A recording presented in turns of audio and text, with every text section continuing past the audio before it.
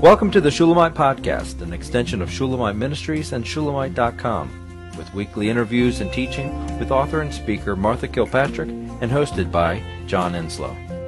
This weekly podcast is a way to stay connected to the ministry. So come experience anointed messages, not giving just another method, but a living impartation. I want to give a little picture of what it's like in this perimeter we're living in, and the limitations I'm living in. They're very, physically very severe limitations that I have. And I have inherited a 45-acre farm. I have inherited some other things.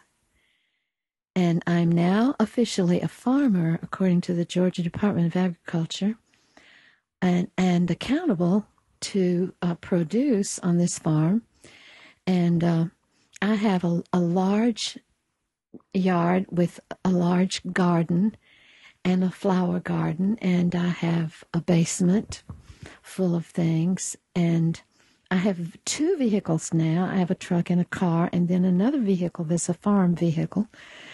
And so I consider that this enormous responsibility on this poor little older lady. And here's how it looks. People have come and recovered my farm. People have come and worked in my garden and recovered it, beautifully fixed it, so that I can look out and enjoy it. There's a precious man that lives in the mountains who oversees all of the acreage of the farm, without whom it would grow into weeds and trees and bramble, which is how we found it.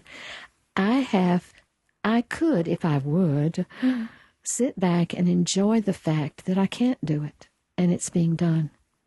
And friends are coming this weekend just to work in my garden for me, with me. I can do some, and then I can sit down and watch them do.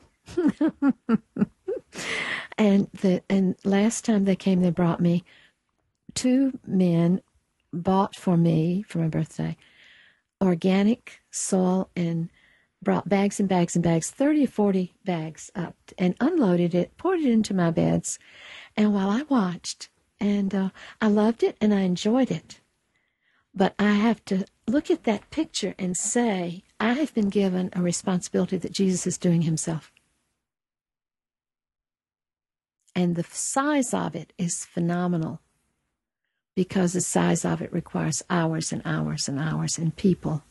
And now, I won't go into it because it will bore you, but I'm so excited because I've come into an agreement with a local man with cows, and he's doing things to the property that need to be done that we can't do, and just so he can put his cows on there.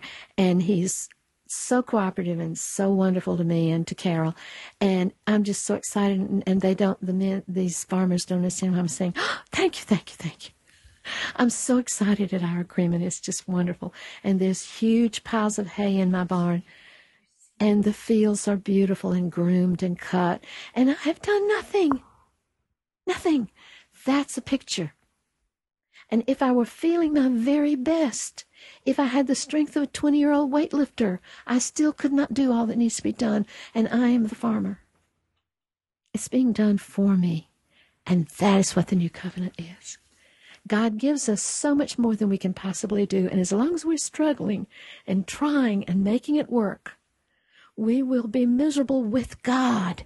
That's the bad part. Instead of sitting back and watching him do, he says, if my word dwells in you and you dwell in my word, you can ask what you wish and it shall be done for you. And so I look at that and say, there's the work.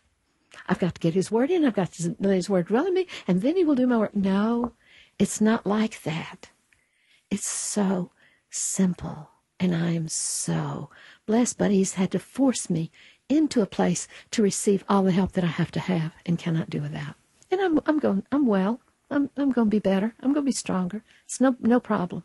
But in the meantime, God is doing it all magnificently, far beyond what I could ever do in my best day. And that's a picture for all of us that is what he wants to do with your responsibility. He's done it for you too, Carol. except you're working hard too. These are pictures of our Ishi. This is our husband. This is our Ishi who takes care of us down to the smallest detail. And he really doesn't need my help. No, he doesn't want it. He wants, because of this, I can weep with love for him. Because it's in far better shape, really, than it's ever been. And I haven't done any of it. And it's done lovingly, with great love, with great joy. And people cook for me and take care of me and make me drink nice things that are healthy, and take me places and take me to Italy and sit me down and help me. So it's just, I'm living in the new covenant, even though I'm really not good at doing it. I'm not good at sitting back and letting him. I can turn everything into work, but because he has limited me, I'm seeing what it looks like. And it's utterly amazing. If we would do that in every area of our lives, everything that is our calling and our responsibility, if he will start this with me and send it down to all of you, then you will see in your life that he does the work he asks you to do. Even the work of believing is simply a matter of looking at him and looking at his word. Just looking. And I knew many years ago, all you have to do is look at the scriptures till it gets you, till it captures you. It's not so much the work of meditation and memorization, which I turned it into. It's that you look at it, you look at him in it, and eventually it will get you. It'll come in because it's the word. I've watched you go from doing the work. I've watched you work like a Trojan out there. And I've watched you so capable. And then I've watched this passage of your life happen now where you're unable. You've been unplugged. And, that's been your value since you've been a Christian and you've known the exchange life and had your dealings with Ian Thomas and him with his cute little giggle and everything like that. That's been a value that you have wanted in your life, and now you've been forced into it. You've been laying down in the pasture, and where the shepherd literally does everything. And so I've been able to witness the entire process of this phase, and it's been beautiful. It's been an example to me and a witness for me. It's not a failure. It's a check. That's been a check for me. It's been, oh, that's what I need. Why do I talk about his life as my life, not my life as his life? And why is that so ingrained in everything that I really write? Everything I put on the blog somewhere connects back into that. And I may come away to go back in. And I may, but I go back and forth on that. And the reason it is because not only is it my calling, but it's been your witness and his impartation of life from your example. When I first came, I cried. I wanted to be a part. In bitter, angry tears. I just wanted to be a part. Like, well, sorry. You're not going to have any part. So, it's much more joy to be the vessel. You know that now. Now I know that.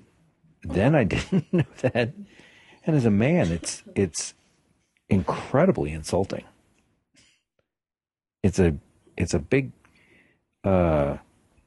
cut on the ego that wants to produce, that feels like I'm called to produce. I'm called to perform and produce and to bring fruit. And it's to know that he really is looking for his life and his production of fruit through my life, rather than me producing fruit for him, is at first it's real insulting, because you say, wait a minute now, you called me to leave my life and live your life, and now I'm supposed to bring you the produce. Well, no, you're supposed to shut up. You're supposed to let me do it. And so it's a long work, but I've watched that process that you've done. And when you were talking, Jen, about the leaving the money and going, it was the thing I thought as a good 80s baby. I was thinking of Donna Summer's song, "You Work Hard for the Money." You work hard for the money, so hard for it, honey. She works hard for the money, so you better treat her right. And I'm thinking, yeah, that's what you when you are driven to do it and to work. When he's saying, all I want to do is love you, I'm wanting to love you, and you're like saying, no, I have to earn it. I have to earn not only your love, I have to earn your I have to pay you for your own sacrifice of what you've done for me.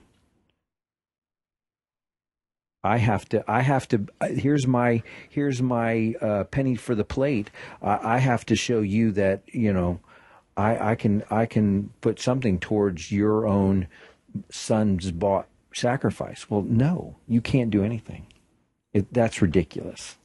That's absolutely ridiculous. But it doesn't stop us. So anyway, this has been wonderful. I have been, golly, you've taken Sabbath into amazing realms. Oh, it came out perfect. It came out perfect. It's beautiful. We hope you've enjoyed the Shulamite podcast.